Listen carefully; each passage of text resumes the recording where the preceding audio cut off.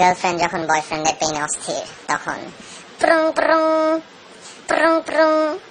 Hello, দিল বন্ধ না যে, আমি চলে যাচ্ছি, আর জ্বালাইতে আসবো না তোমাকে। এটাই তোমার সাথে আমার শেষ কথা। আমি তোমাকে অনেক জ্বালাই না, আজকের পর থেকে আর জ্বালাবো না। এই জান, কিসে কি করছো তুমি বলো তো? আমি আর বাঁচতে চাই না। আজকে আমি 3 থেকে 4টা রিল্যাক্সিং খাইছি, বুঝছো? চিনো তো না ওই যে ঘুমের ওষুধ? ঘুমে চোখ বন্ধ হয়ে আসতেছে। এটাই আমার শেষ ঘুম, আমাকে ক্ষমা করে দিও মুভিজ।